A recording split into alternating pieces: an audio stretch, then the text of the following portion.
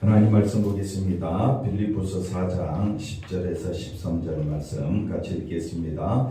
내가 주 안에서 크게 기뻐함은 너희가 나를 생각하는 것이 이제 다시 싹이 남이니 너희가 또한 이를 위하여 생각은 하였으나 기회가 없었느니라. 내가 궁핍함으로 말하는 것이 아니라 어떠한 형편에든지 내가 자족하기를 배웠노니 내가 비천에 처할 줄도 알고 풍부에 처할 줄도 알아. 모든 일에 배부르며 배고픔과 풍부와 궁핍에도 일체의 비결을 배웠노라. 내게 능력 주시는 자 안에서 내가 모든 것을 할 수 있느니라. 아멘. 할렐루야. 네, 하나님의 큰 은혜가 넘치기를 바랍니다. 개역 한글하고 개역 개정 성경 두 종류가 있는데 앞에 나온 화면은 개역 개정이고 제가 읽은 것은 개역 한글입니다. 최신 것이 개역 개정입니다. 그래서 이것 읽거나 저거 읽거나 같은데 오늘 제가 개역 한글을 들고 나온 거는 좀 더 우리가 성경을 좀 더 자세히 좀 더 살펴보고자 제가 원하는 부분이 있어서 개역 한글을 택하였습니다. 그래서 오늘 말씀의 제목은 내게 능력 주시는 자 안에서, 내게 능력 주시는 자 안에서 라는 제목으로 말씀을 배우고자 합니다. 누구나 다 사람은 능력을 원합니다. 큰 힘, 또 자기가 뭔가 이룰 수 있는 대단한 힘을 갖기를 원합니다. 그런데 성경이 말하는 능력은 예수 그리스도의 능력입니다. 내 능력이 아니라 예수 그리스도의 능력이 내게 임해서 내가 뭔가 할 수 있다 이런 개념이 아니고 내게서 누가 나타난다? 예수님이 나타나는 것이 능력입니다. 그러니까 이제 능력이라는 말 자체가 완전히 달라지죠. 우리는 하나님 능력 주세요. 소나무도 하나 뽑아보고 뭔가 역사가 일어나고 그러니까 능력 받아서 누가 일하겠다는 겁니까? 내가 일하겠다는 게 일반적인 상식입니다. 기독교 안의 상식이 뭐냐면 누가 일하겠다? 내가 일해. 내가 교회 충성도 하고 헌신도 하고 헌금도 많이 하고 또 전도도 많이 할 수 있도록 주님 내게 뭘 달라고요? 능력 주옵소서. 그건 우리 생각이고 우리가 하지 말라는 의미가 아니라 무슨 일을 하든지 누가 드러나야 된다? 예수님이 드러나야 된다. 예수님 자체가 능력이기 때문에 내게서 누가 나오는 것이 예수님이 나와야 한다. 근데 우리는 능력 받으면 꼭 누가 나타나려고 해요?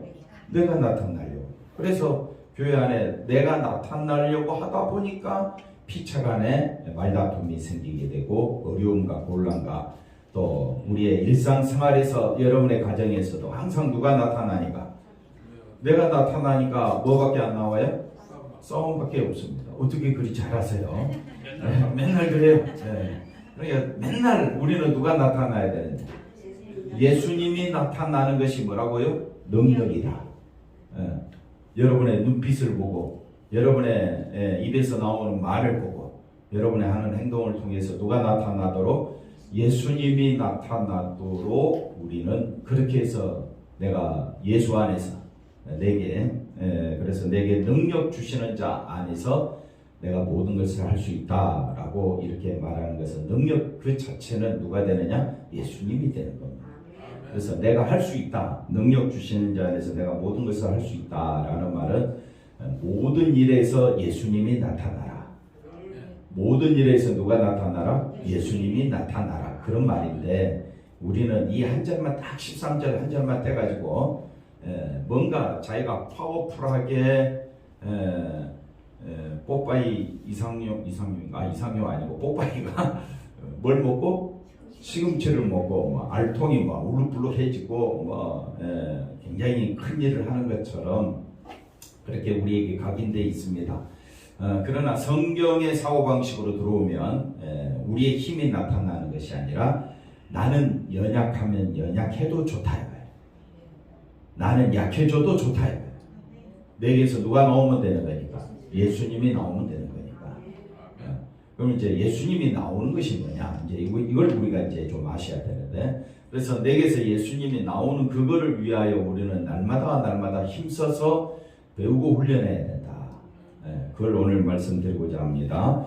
바울이 지금 로마 감옥에 갇혀 있습니다. 이 소식을 듣고 빌립보 교인들이 바울을 위해서 여러 가지 물질과 또 선물을 보내주셔서 바울이 감옥생활 잘 할 수 있도록 그렇게 합니다. 그래서 10절에 바울이 크게 기뻐함은 너희가 나를 생각하던 것이 이제 다시 싹이 난다. 마음에서 사도 바울을 위로하고 그리고 저들의 마음에서 바울을 생각하는 것을 뭐라고 이야기하냐, 너희 빌립보 교회가 주님을 생각함으로 나를 도와주는 것에 대해서 감사하다. 우리가 이제 서로 형편이 어려울 때 도와준다고 이야기할 때 물질이 없고 가죠. 근데 사람은 물질을 보는 게 아니지 않습니까? 그 마음을 보는 거잖아요. 있는 사람은 많이 줄 수도 있겠고 없는 사람은 또 안 줄 수도 있겠지만은 그러나 우리는 그 사람을 통해서 물질을 통해서 그 마음을 보는 거지. 물질만 보면 사람은 얼마나 삭막하겠습니까? 그것 때문에 또 오히려 더 불편할 수가 있을 겁니다. 근데 사도 바울은 빌립보 교회를 향해서 감사하다고 인사를 하고 그 다음에 11절에 뭐라고 말하느냐, 다시 한 번 더 빌립보 교인들을 향해서 우리가 어떻게 신앙생활을 해야 될 것인지를 가르쳐 줍니다. 그래서 11절 다 같이 한번 읽어볼까요? 내가 궁핍함으로 말하는 것이 아니라 어떠한 형편에든지 내가 자족하기를 배웠노니. 자, 자족이라는 말이 나옵니다. 자족. 일반적인 상식이 뭡니까? 자족은 뭡니까? 자족은 어떤 환경이나 형편에서도 스스로 만족하는 것. 여러분이 지금 있는 처지에서 스스로 만족하고 또 감사하며 살아가는 것을 우리는 뭐라고 이야기하느냐? 자족이라 이야기한다. 근데 사도 바울은 자족의 의미를 그렇게 쓰지 않습니다. 앞서 말한 대로 내게 능력 주시는 자 안에 있는 사람은 자족이 뭐냐? 어디서 만족을 얻느냐? 예수님 안에서 만족을 얻는다. 우리의 자족은 뭡니까? 환경입니다. 내가 물질이 있고 건강하고 내가 뭐 하는 일이 잘 될 때 뭐합니까? 만족하죠. 그러니까 만족을 바라볼 수 있는 근거가 어디에 있습니까? 환경이란 말이에요. 환경, 물질, 형편. 근데 바울은 자기의 만족의 근거를 이 환경에 두지 아니하고 어디에 두었다? 예수 그리스도에게 두었다. 오늘 이거는 참 희한하다. 이런 사람이 어디 있느냐? 우리도 신앙생활 하면서 항상 신앙생활의 만족은 물질이 채워질 때 만족한다 그래요. 건강할 때 만족하다고 해요. 일이 잘 되었을 때 만족하다고 하고 하나님께 감사하다고 하고 그래서 신앙이 기쁨이고 내가 충성했더니 하나님께서 이렇게 사업의 길을, 가족의 문제를 또 여러 가지 일들을 형통하게 해주셨다. 만족의 근거가, 자족의 근거가 어디에 있느냐? 환경에 있다. 이거는 상식적인 생각으로 우리가 접근할 때 우리가 그렇게 말할 수가 있는 거고, 사도 바울이 지금 어디에 있습니까? 감옥에 있다 그랬죠. 감옥에 있으니까 궁핍하겠지요. 또 굉장히 어려울 겁니다. 피곤하겠죠. 몹시 힘든 상황에서도 사도 바울은 자기의 환경에 자족한다라는 말을 쓰지 아니하고 빌립보 교회를 향해서 가리키고자 하는 바울이 건면하고자 하는 말씀이, 다시 말하면 이 말씀을 통해서 우리 감사비전교회 우리 사랑하는 성도들에게 드리고 싶은 말씀은 바로 우리가 어디서 자족해야 되느냐? 환경에서 자족하는 것이 아니라 어디서 자족한다고요? 예수 그리스도 안에서 자족해야 된다. 이걸 어떻게 해야 된다고요? 배웠다. 처음부터 이렇게 된 것이 아니었다는 말이죠. 예수 믿고 나서 계속해서 배우고 왜 예수를 배워야 되고 왜 예수님께 예배 드려야 되느냐? 예수님을 알아야 예수님 안에서 뭘 배우니까? 자족하는 걸 배우게 되니까. 교회 다니면서도 자꾸 우리의 자족의 근거를, 능력의 근거를 어디에 두느냐? 삶의 형편과 환경에 두고 예수를 믿는다면 그건 예수님을 바라보는 것이 아니고 우리의 자족과 능력의 근거를 어디에만 둔다고요? 예수님께만 두고 그 예수님으로 인하여 내가 기뻐하고 감사해야 될 줄로 믿습니다. 그러니 우리가 예수님에게서 배울 수 있는 자족이 뭐냐? 예수님에게서 배울 수 있는 그 능력이 뭐냐? 예수님에게서 나올 수 있는 그 능력은 온유와 겸손입니다. 온유와 겸손. 그래서 이런 것들을 오늘 말씀을 통해서 한번 구체적으로 살펴보도록 하겠습니다. 12절도 한번 또 볼까요? 12절. 자, 12절 개역 한글입니다. 개역 한글인데 내가 비천에 처할 줄도 알고. 지금 감옥이 있으니까 얼마나 지금 자신의 처지가 예수님을 만나고 하나님의 사랑을 덧입어서 이제 자기가 뭔가 큰 일을 할 수 있을 것 같은데 오히려 하나님은 1차, 2차, 3차 전도여행 마치고 어디로 사도 바울을 보내버리느냐? 빌립보 감옥으로 보내버려요. 그러니 하나님 이게 도대체 무슨 말입니까? 웬일입니까? 그렇게 생각할지 몰라도 바울은 거기에서도 누구로 인하여 만족한다고요? 예수님으로 인하여 만족한다. 그래서 비천에 처할 줄도 알고 비천에서도 비천한 환경에서도 나는 누구로 인하여 산다? 예수님으로 인하여. 여러분 그럴 수 있겠습니까? 풍부해도 내가 지금 부자다. 풍부한 가운데서도 그 물질의 소망을 두지 아니하고 누구만 바라본다? 예수님만 바라보게 한다. 이거는 누가 역사하시느냐? 하나님이 그렇게 우리 환경을 이끌어 가시는 겁니다. 풍부에 거할 때도 있고 그 다음에 비천에 처할 줄도 비천에 한 환경에 있을 수도 있겠죠. 그러나 그 모든 환경 가운데 우리를 보내심은 우리로 하여금 누구만 바라보도록 예수님만 바라보도록. 그래서 모든 일에 배부르다. 그래서 이 개역 한글에서 모든 일에 여러분 배부릅니까?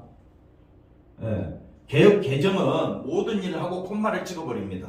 그리고 배부름과 배고픔과 풍부와 궁핍에도 일체의 비결을 배웠노라. 물론 배웠죠. 일체의 비결이 뭡니까? 일체의 비결, 자족의 비결입니다. 왜 예수 안에서 우리로 하여금 만족해 하느냐? 여러분은 지금 여러분의 삶에 만족합니까? 또 환경을 보면 아니오가 나오죠. 환경을 보면 내 형편을 보면 얘가 나옵니까? 아니오가 나옵니까? 아니오가 나오죠. 부자라고 이해합니까? 아닙니다. 부자도 가정에 문제가 있을 수 있고요. 부자라도 건강에 심각한 문제가 발생할 수 있고 부자라도 사람과 사람 사이에 부자가 되기 위해서는 또 얼마나 사람을 짓밟고 올라갔겠습니까? 그러니까 자기도 모르는 사이에 사람들로부터 외면당하고 소외당한 그랬을 때의 마음에 다가오는 허무와 인생의 비참함을 느낄 수 있다 이 말이에요. 그러니까 사람들은 일체의 비결, 만족의 비결, 자족의 비결을 항상 어디에 두느냐? 환경에 두는데 우리 예수 믿는 사람은 어디에 둬야 된다고요? 예수님께 둬야 돼요. 머리로는 이해가 되는데 실제 삶은 안 되는 거예요. 돌아서기만 하면 뭐 때문에 불평이 나옵니까?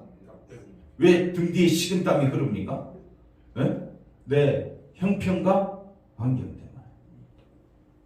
그래서 바울은 지금 일체 비결을 배웠다. 요 앞에도 요 위에도 모든 일에 넘어가서 개역 한글로 볼까요? 그러면 모든 일에 배부르며 배고프며 이렇게 이제 되었지만은 개역 한글도 나옵니까?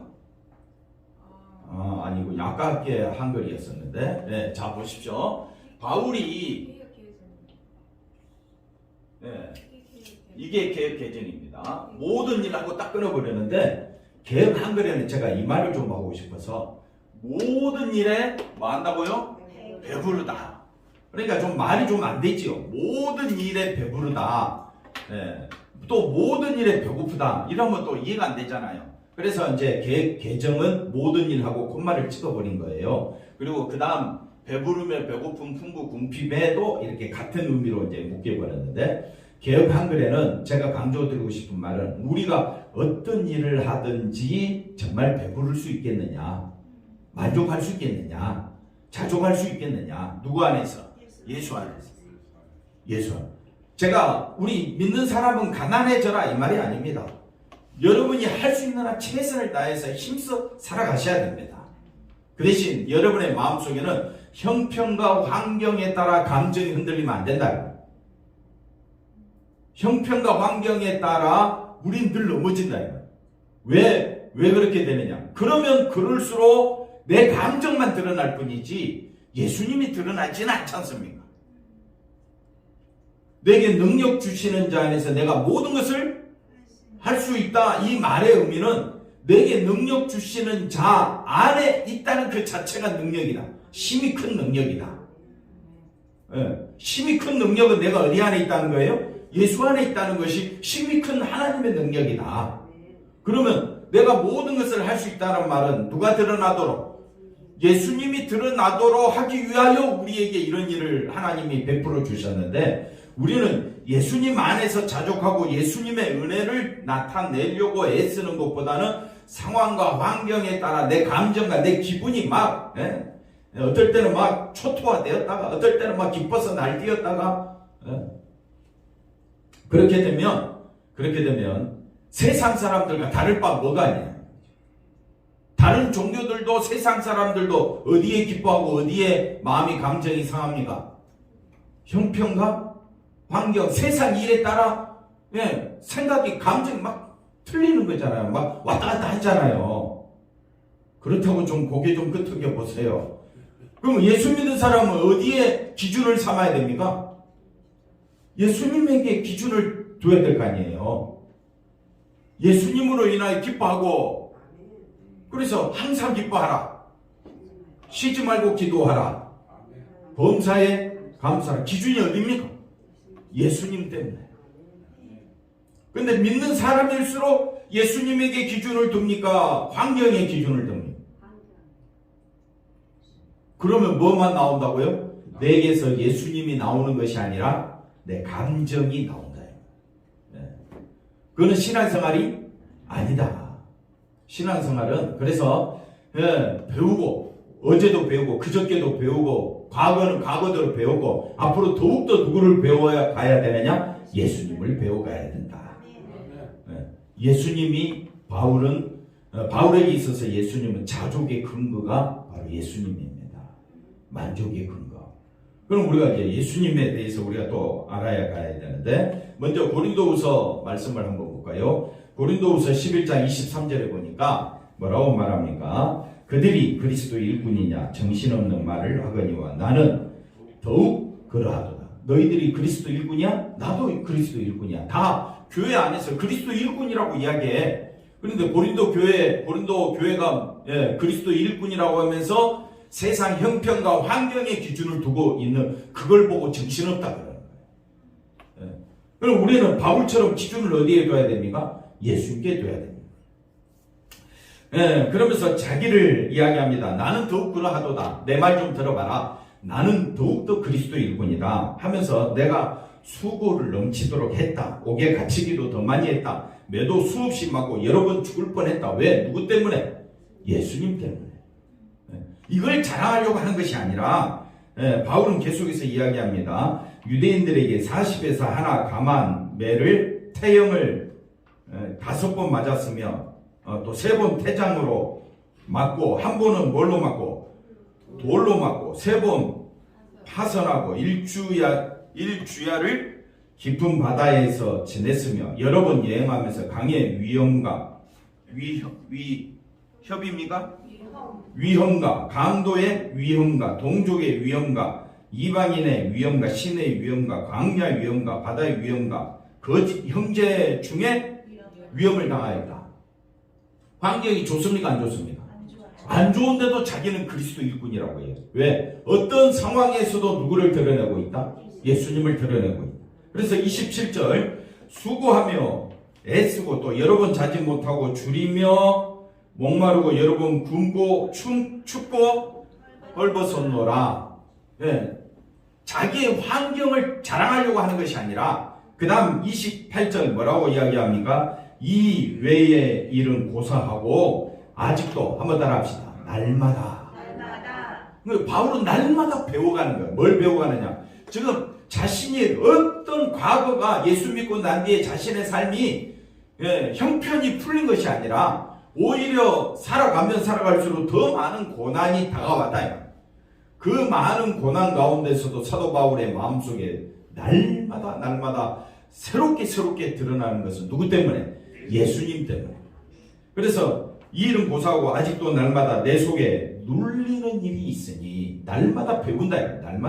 날마다 내 가슴 속에 눌린다. 늘 생각나는 것이 있는데 그것이 모든 교회를 위하여 많은 것이라 염려하는 것이다. 우리가 서로 성도들을 위하여 기도해야 될 이유가 바로 여기 있습니다. 우리가 형편과 환경을 따져서 신앙생활 잘하느냐 못하느냐 그걸 가지고 우리가 논한다면 참 이것만큼 정신없는 일이 없다 이 말이에요. 우리는 여러분이 어떤 형편에 있든지 하나님 그걸 보시지 않는다 이 말이에요. 문제는 뭐냐면 여러분을 그 환경에 처해놓고 그 환경을 만들어 놓고 여러분이 정말 누구만 바라보도록 예수님만 바라보도록 하나님은 힘쓰시고 애쓰신다 이 말이에요. 그래서 우리는 가난하면 하나님 앞에 기도하죠. 어떻게 해달라고요? 부욕해 해달라고. 아프면 어떻게 기도합니까? 병을 낫게 해달라고 기도합니다. 우리는 아프면 아플수록 힘들면 힘들수록 내 어려운 환경을 해결해 주옵소서. 그게 우리의 기도인 줄 알았더니 하나님은 우리를 위하여 어떻게 기도하느냐? 더욱더 누구를 바라보도록? 예수님만 바라보도록 우리를 위하여 기도하고 있다는 겁니다. 고린도후서 12장 가봅시다. 바울은 또 이렇게 기도합니다. 여러 계시를 받았다. 여러 계시, 큰 계시를 받았고 특별히 삼층전까지 갔다 왔습니다. 그 앞에 내용이 삼층전 갔다 온 내용인데 여러 계시를 받은 것이 지극히 크므로 그러니까 놀라운 체험을 했습니다. 그런데 체험을 했으면 체험한 자기 자랑이 나오겠죠. 자기 환경의 자랑이 나오겠죠. 그러니까 하나님께서 환경의 자랑이 나오지 아니하도록 어떻게 하느냐? 너무 자만하지 않게 하시려고. 너무 자만하지 않게 한다 이 말은 자만은 곧 누가 드러나는 겁니까? 내가 드러나는 거죠. 내가 드러나는 십자가가 드러나는 것이 아니라 삼층천을 내가 갔다 왔어. 삼층천을 갔다 왔다면 삼층천의 주인공은 누굽니까? 주인이 누굽니까? 예수님이잖아요. 근데 삼층천을 갔다 온 누구를 자랑한다고요? 나를 드러내는 것이 그게 자만이에요. 그러면 하나님께서 삼층천을 왜 보여주셨어요? 왜 보여주셨어요? 더욱더 누구만 드러내라고? 예수님만 드러내라고 했는데 만약 바울이 육체의 가시가 없었더라면 누구를 드러내겠습니까? 자신을 드러내겠지. 그러니까 하나님께서 육체의 가시를 주신 거예요. 마지 않도록. 너 드러내면 안 돼. 바울을 부르신 목적은 누구를 드러내도록? 예수님을 드러내도록. 근데 우리는 신앙생활을 거꾸로 합니다. 교회에 많은 사람들이 몰려옵니다. 왜 몰려옵니까? 왜 그 많이 모이는 곳에 가려고 합니까? 내가 잘 되려고. 내가 한번 우리 가정이 한번 성공. 70년대 80년대 교회가 막 엄청나게 부흥하는 성장기에 수많은 사람들이 교회로 새벽 제단을 쌓으며 주여 주여 부르짖으면서 많은 사람들이 교회로 몰려갔습니다. 왜? 그 어려운 시기에 교회를 통해서 예수님을 통해서 뭐 하려고? 뭘 해결받으려고? 내 문제 해결받고 성공하려고. 거기에 우리 한국교회가 물들여져 있단 말이에요. 하나님께서 우리를 부르신 목적은 내 성공이 아니라 나에게서 누가 드러나도록? 예수님이 드러나도록. 그래서 하나님께서 나로 하여금 예수님만 드러나도록. 그래서 사도 바울을 그렇게 연단시키는 거예요. 태형을 맞고 강의 위험, 도둑의 위험, 동족의 위험 속으로 계속 끌고 가는 거예요. 왜? 거기에서 하나님께서는 날마다 교회만 걱정하도록. 이거 참 예수님만 바라보도록 하기 위해 육체의 가시라고 했는데 왜 또 사단의 사자라고 했느냐? 욥을 한번 생각해 보십시오. 하나님께서 욥의 몸을 가정의 자녀들을 다축게 만들고 몸에 여러 가지 질병이 생기게 한 것은 사단이 하나님에게 허락받아서 한 일이죠. 그래서 사단이 하는 일도 되지만은 하나님이 허락하신 일이다. 그래서 사도 바울에게 가시를 하나님 사도 바울이 삼층천을 봤으니까 이제 이 사도 바울의 믿음을 한번 시험해 봅시다. 그래서 사단이 어떻게 해요? 가시를 만약에 안 줬더라면 하나님께서 사도 바울에게 이 육체의 질병을 안 줬다면 결국 누구를 자랑하겠어요? 사도 바울도 결국은 자기. 순간적으로 이 감정이라는 게 감정이라는 게 통제가 안 되잖아요. 순간적으로 나오는 거잖아요. 이게 가시가 없었다면 어떻게 됩니까? 순간적인 감정에 의해서 자기 자랑이 쏟아져 나온다. 그러니까 하나님께서 우리가 잘 알고 있는 대로 안질도 주고 간질도 주고 또 위도 안 좋았다 그런 말도 있는데, 하여튼 가시를 줘가지고 자신이 철저히 누구만 드러내도록, 예수님만 드러내도록 하나님께서 역사하신다. 그래서 두 번이나 또 이야기합니다. 나를 쳐서 예수님의 그 은혜를 알면 알수록 하나님은 저와 여러분을 어떻게 하느냐? 칩니다. 하지 않도록? 자만하지 않도록. 자만하지 않도록 하시고자 하는 하나님의 의도가 뭐냐? 그래서 8절 읽어볼까요? 8절 읽어보면 뭐라고 얘기합니까? 이것이 내게서 떠나가게 하기 위하여 내가 3번 주께 기도하였더니, 그렇게 사도 바울은 가시가 떠나게 너무 고통스러우니까 그렇게 기도했는데, 9절에 나에게 이르기를 하나님의 은혜가 내게 족하도다. 이미 우리의 은혜는 어디에 있습니까? 예수님의 십자가와 부활에 있지 않습니까? 네 은혜가 내게 족하다. 그리고 말합니다. 이는 내 능력이, 하나님의 능력이, 예수님의 능력이 약한 데서 온전하여진다. 그러니까 육체가 강하면 강할수록 누가 드러납니까? 누가 드러나죠. 그러면 육체가 약하면 약할수록 예수님만 바라볼 뿐이지. 이것이 하나님이 바울을 통해서 하시고자 하는 일이다.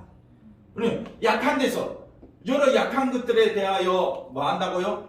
자랑한다. 내 능력이 약한 데서 온전해지고, 약한 데서 온전해졌다는 말은 예수님이 드러남으로 하나님 기뻐하시고, 그러므로 도리어 크게 기뻐함으로 나의 여러 약한 것들에 대하여, 약한 것들, 사단의 사자들이죠. 육체 가시잖아요. 그걸로 인하여 도리어 바울은 약한 것들에 대해 오히려 자랑한다. 그리해서 내게서 나오는 것은 나의 능력이 아닙니다. 우리는 교회 와서 부리짓고 주님 앞에 땡깡 부리는 게 뭡니까? 뭐 달라고? 내 능력 달라고. 내 능력 달라고 땡깡 부리죠. 근데 사도 바울은 육체의 가시로 인하여 어떻게 합니까? 오직 예수님의 능력 안에, 예수님의 능력 안에 거하기를. 예수님의 능력이 어디에 쏟아졌습니까? 십자가에 쏟아졌습니다. 그러니 우리가 성도된 우리 입장에서는 누구든지 내게 능력 주시는 자 안에서 내가 모든 것을 할 수 있느니라 해놓으니까 내가 여기에 초점을 맞추고, 자 빌립보서 4장 13절 말씀 보니까 우리는 초점이 어디에 가 있느냐? 내가 모든 것을 할 수 있다. 초점이 어디 가요? 이 말씀 붙잡고 기도한다. 그런데 우리는 능력 주시는 자 안에 있는 것이 뭐라고요? 능력인데, 그 능력 가운데 우리를 거하게 하시면 내가 모든 일에 내가 할 수 있는 것이 뭡니까? 누구를 드러내는 것? 예수님을 드러내는 것이다. 그래서 마태복음 11장 가볼까요? 마태복음 11장 28절에 우리 예수님을 드러내야 합니다. 누구를 드러내야 된다고요? 예수님. 그래서 수고하고 무거운 짐진 자들아, 율법으로 인하여 의로워지려 하는 자들아, 율법으로는 의로워질 수 있다 없다? 없다. 그러니까 다 내게로 오라. 너희의 의로움을 내가 책임져 주겠다. 내가 너희를 쉬게 하리라. 우리의 의로움은 누구로 말미암아? 예수님의 보혈의 피로. 그래서 29절에 말합니다. 뭐라고 말합니까? 나는 마음이 온유하고 겸손하다. 마음이 온유하고 겸손해. 우리도 예수님의 온유한 마음, 겸손한 마음 본받자. 우리는 할 수 없어요. 하나님과 동등 되시는 분이 사람이 되시고, 그 다음에 하나님 말씀에 따라 십자가에 죽으시기까지 복종하신 것이 온유와 겸손입니다. 그러니까 온유와 겸손은 십자가를 의미합니다. 그 예수님의 멍에가 십자가예요. 결국은 십자가. 그래서 예수님이 낮아져서 십자가에 죽으시기까지 하나님의 뜻을 이루는 것이 온유와 겸손이다. 그래서 나의 멍에, 예수님이 십자가에서 완성하신 그 의로, 거룩, 생명, 그 예수님에게 있기 때문에 나의 멍에를 뭐하고? 메고 내게 배우라. 그리고 우리 인생은 배워야 돼요. 항상 예수님의 십자가를 배워야 합니다. 그러지 않으면 불쑥불쑥 감정이 어떻게 해요? 쑥쑥 막 튀어나오는데 누가 튀어나옵니까? 내가 튀어나오면 속 시원해요. 네. 상대방을 한 방 그냥 쥐패버리면 어떻게 해요? 네? 복수하고 나면 그런 드라마, 그런 영화 보고 나오면 막 박수 치잖아요. 사람들은 좋다고. 세상의 이치는 그렇습니다. 그러나 예수 믿는 사람은 누가 드러나야 된다? 나의 멍에를 메고 내게 배우라. 십자가에서 죄사함받은 것이 너무 감사해서, 십자가에서 구원받은 것이 너무 감사해서 우리는 뭘 드러내야 된다고요? 십자가 드러내는 일은 하루아침에 된다 안 된다? 바울도 하루아침에 된 것이 아니라 고생. 그러니 여러분이 예수 믿는다고 마음이 편해지고 만사 형통하게 되리라 그 찬송은 좋아하는데 십자가 지기까지 낮아지신 그 예수님의 고난 속으로 십자가, 그래서 십자가가 예수님의 십자가를 바라보는 것이 자기를 부인하는 겁니다. 그러면 너희 마음이 쉼을 얻으리니. 이는 내 멍에는 쉽고 내 짐은 가벼워. 왜? 예수님이 십자가에서 다 완성해 놨으니까. 우리는 이제 뭐만 바라보고 예수님의 십자가에서 내 구원과 제 용서함 받고 내가 의로워지고 십자가에 하나님의 사랑이 쏟아져 있음을 알기 때문에 우리는 그 예수님의 십자가 안에서 감사하며 살게 되는 줄로 믿습니다. 이걸 에베소서 2장 4절에 뭐라고 이야기하느냐? 에베소서 2장 4절에 긍휼이 풍성하신 하나님이 우리를 어떻게 했다고요? 사랑하신 큰 사랑. 하나님의 사랑이 어디 있습니까? 허물로 죽은 우리를 그리스도와 함께 어떻게 했다고요? 살리시죠. 그러니까 우리를 그리스도와 함께 살리셨고 6절에 가보십시다. 6절에 또 함께 일으키사 그리스도 예수 안에서 함께 하늘에 앉히시니. 우리의 죄사함과 용서받음과 의와 하나님의 사랑이 십자가에 쏟아져 있으므로 그 큰 사랑을 인하여 예수 안에서 함께 하늘에 앉혀주셨으니 다 우리가 져야 될 멍에를 누가 다 지셨어요? 예수님 다 지시고 완성해 놨으니까 우리는 예수님만 바라보는 것이 능력이다. 내게 능력 주시는 자 안에서 그리고 예수님 다 주셨으니까 내가 모든 것을 할 수 있다는 말은 어떤 상황에서도 누구를 드러내는 것이다? 예수님을 드러낼 수 있다. 그래서 7절 이는 그리스도 예수 안에서 내게 능력 주시는 자 예수 안에서 우리에게 자비하심으로써 그 은혜의 지극히 풍성함을 마도록 나타내는 것이 능력이다. 능력. 그러니까 교회 다니는 사람들이 뭔가 능력 받았다. 슈퍼맨이 아닙니다. 슈퍼맨이 아니라 내게서 누가 나오는 것이 예수님이 나오는 것이 능력이다. 우리는 어디 안에 있기 때문에 예수님의 능력 안에 있기 때문에 이번 한 주간도 예수님의 은혜 가운데 살아가시기를 바랍니다. 기도합니다. 하나님 감사합니다. 우리 주님 한 분으로 만족하며 기뻐하며 살아가는 우리들 다 되게 하여 주시옵소서. 예수님의 이름으로 기도하옵나이다. 아멘.